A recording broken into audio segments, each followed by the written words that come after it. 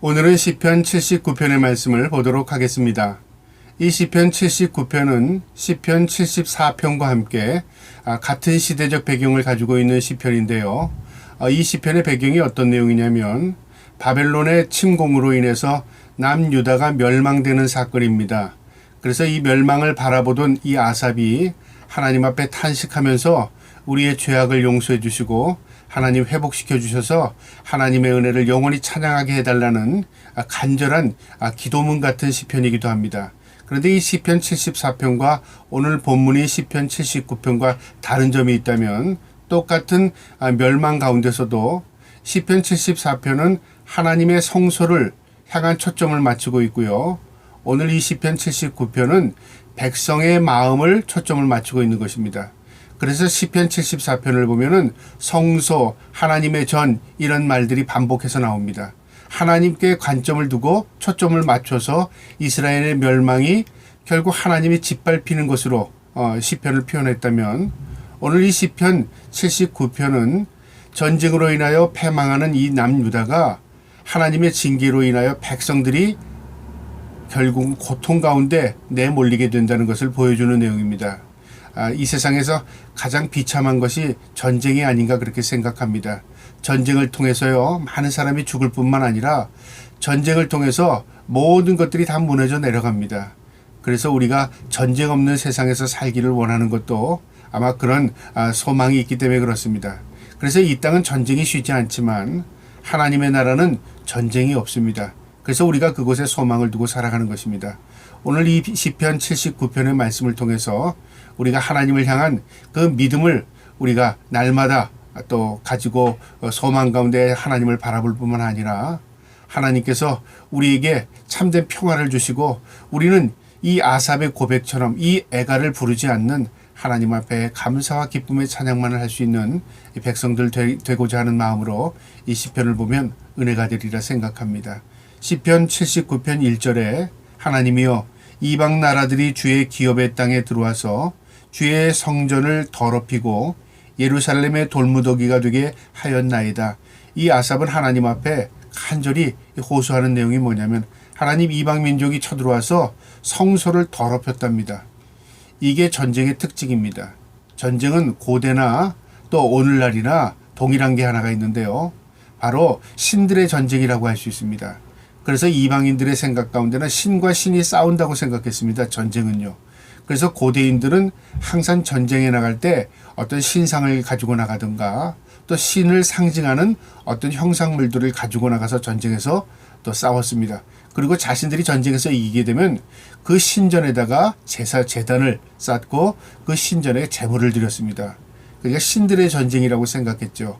오늘날은 그런 의식은 많이 희미해졌지만 그래도 남아있는 게 뭐냐면 전쟁의 모든 것들은 눈에 보이지 않는 어떤 신들이 주관한다고 생각하는 거 오늘날도 또 그 생각들을 가지고 있습니다. 우리는 당연히 세상을 지배하시는 세상을 다스리시는 분이 하나님이시는 압니다. 그렇기 때문에 우리는 하나님의 주권 아래 있는 것이죠. 전쟁까지도요. 그러니까 우리가 세상을 바라볼 때 하나님의 주권적인 섭리 아래 있다. 그런 의식을 가지고 세상을 바라보면요. 좀 세상 사람들이 보는 시각과는 저는 다른 시각으로 세상을 볼 수 있을 것입니다. 지금 이 시편의 기자 이 아삽은요. 전쟁을 통해서 하나님의 성전이 더럽혀진답니다. 그러니까 하나님이 욕이 된다 그 말이죠. 그 다음에 예루살렘의 돌무더기가 되게 하였나이다. 예루살렘 성들이 다 무너지니까 돌무더기가 쌓인 아무 의미 없는 돌덩어리가 되어버린 겁니다. 이 전쟁의 특징입니다. 2절에 그들이 주의 종들의 시체를 공중의 새에게 밥으로 주의 성도들의 육체를 땅의 짐승에게 주며 여기 보니까 1절에는 성전이 더럽혀지고 2절에는 주의 종들의 시체가 공중의 새의 밥이 되고 그 다음에 주의 성도들의 육체가 땅의 짐승들에게 먹히는 그런 상황이 된다 그 말이죠. 이 시편 기자는 하나님이 더럽혀지고 하나님의 종들이 죽어나가고 하나님의 백성이 다 짐승들의 밥이 된다. 다 시체가 된다 그 말이죠. 이게 전쟁의 참상입니다. 하나님 앞에 간절히 호소하면서 탄식하는 겁니다. 왜 우리가 이런 고통을 당해야 하며 왜 이렇게 전쟁을 통해서 우리가 많은 사람이 죽어야 합니까?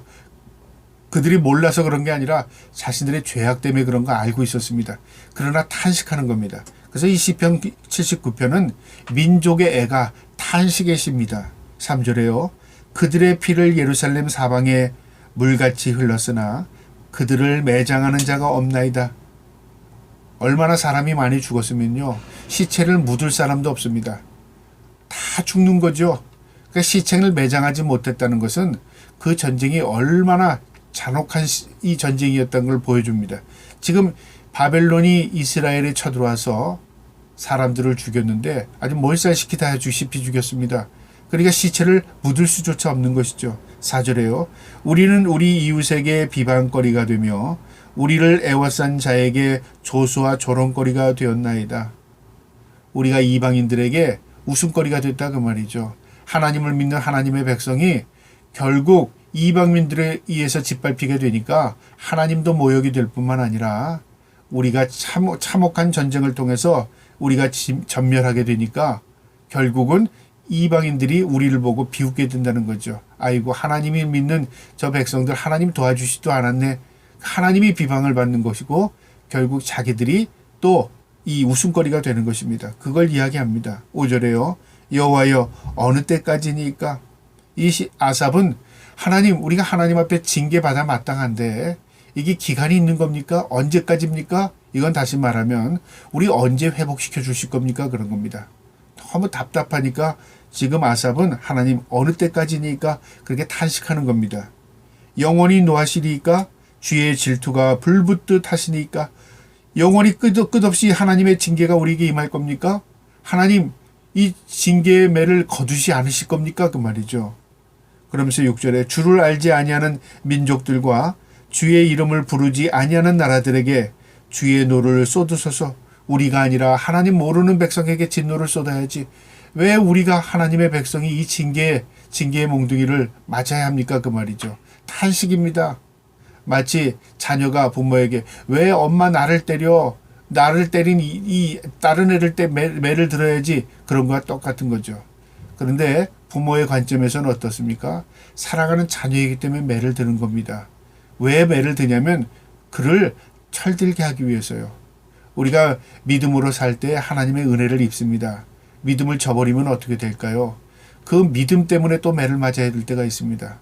믿음이 없다면 매 맞을 필요도 없는 거죠. 하나님과 관계가 없기 때문에요. 나중에 심판받으면 됩니다.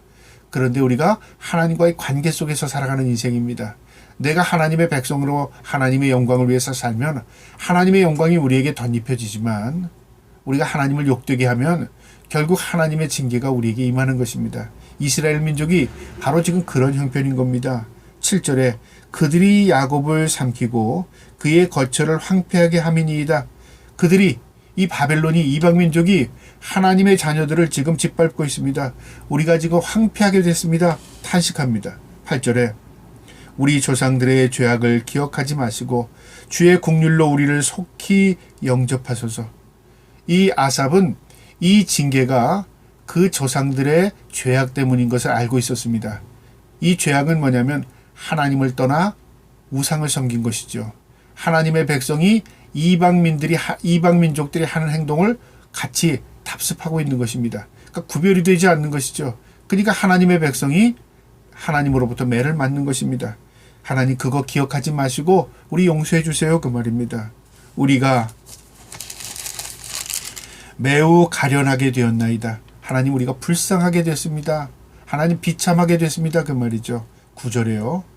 우리 구원의 하나님이여 주의 이름의 영광스러운 행사를 위하여 우리를 도우시며 주의 이름을 증거하기 위하여 우리를 건지시며 우리 죄를 사하소서. 우리 죄를 용서해 주는 이유를 지금 이 아삽은 하나님께 간구하고 있는데요. 무엇 때문에 우리를 용서해 달라고 하냐면 하나님의 이름의 영광을 위하여 우리가 잘나서 우리가 용서받을 수 있는 존재라서 하나님 용서하는 게 아니라 하나님의 영광을 위해서 우리를 용서해 주세요. 이방인들이 우리를 보고 비웃습니다. 하나님의 영광을 위해서 우리를 회복시켜 주세요. 그 다음에 주의 이름의 증거를 위해서 복음을 위해서 하나님의 이름이 만방에 전파되게 하기 위해서 우리를 용서해 주세요. 이게 우리의 기도가 되어야 됩니다. 우리가 하나님 앞에 매를 맞아야 마땅한 존재일지라도요.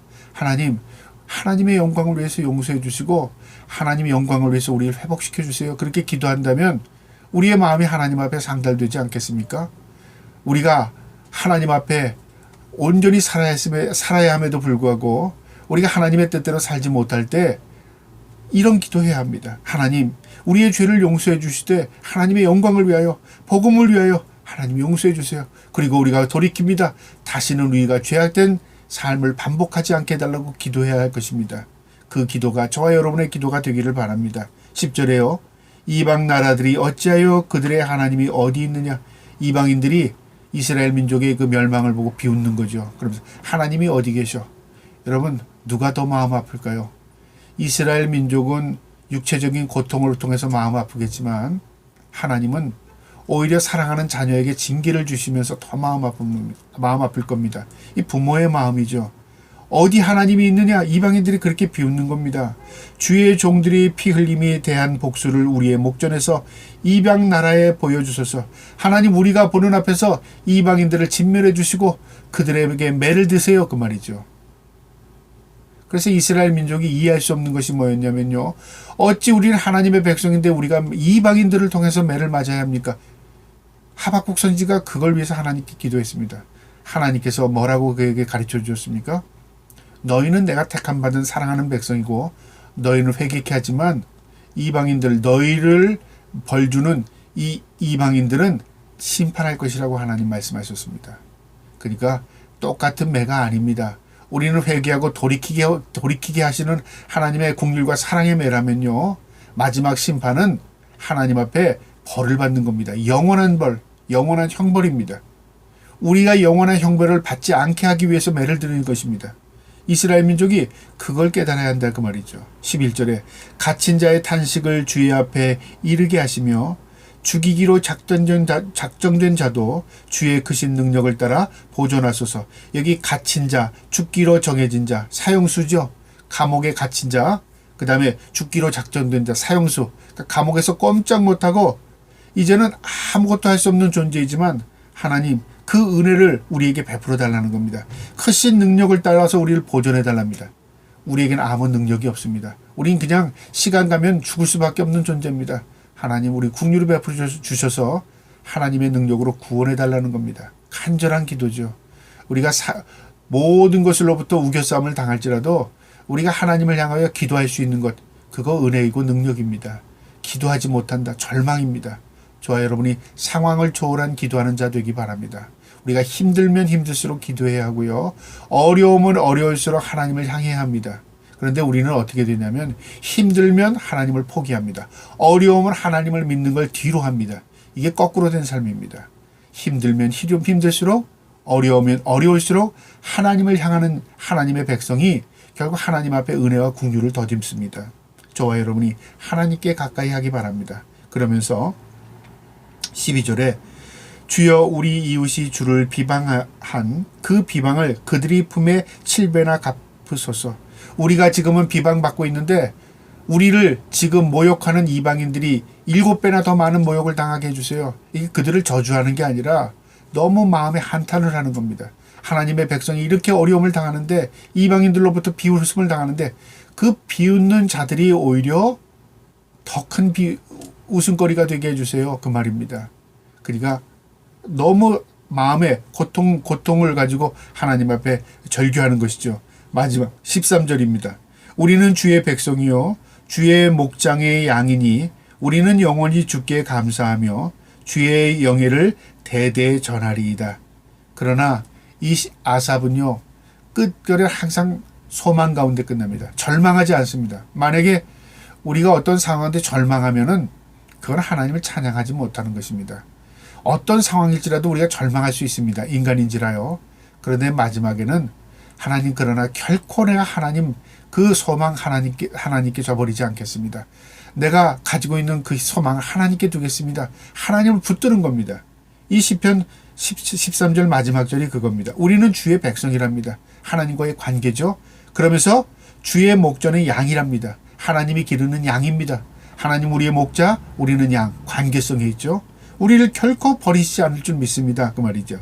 우리는 영원히 주께 감사하며 주의 영예를 대대에 전하리이다. 우리는 감사하고 하나님의 영광을 전하며 살겠습니다. 그 말이죠. 여러분, 이게 믿음입니다. 상황을 초월한 것이죠. 지금은 이러이러이 하지만 반드시 하나님 우리에게 놀라운 은혜와 영광을 보여주실 줄 믿습니다. 지금은 내가 고통과 절망 가운데 있지만 반드시 우리에게 놀라운 참된 소망으로 우리에게 드러날 줄 믿습니다 하는 거죠. 그래서 믿음은 바라는 것들의 실상이요 보지 못하는 것들의 증거라고 말합니다. 오늘 이 아삽이 이 이스라엘의 멸망을 보면서 탄식하고 절규하고 절망하지만 그러나 그 절망 가운데서도 하나님에 대한 믿음을 저버리지 않고 하나님께 소망을 두겠습니다. 하나님 반드시 하나님의 영광이 드러날 줄 믿습니다. 기도했던 것처럼 우리도 이 어두운 시대를 살아가지만 하나님께 소망을 두고 하나님 반드시 우리에게 놀라운 은혜와 소망으로 나타날 줄 믿습니다. 기도하며 살기를 주님의 이름으로 축복합니다. 아멘.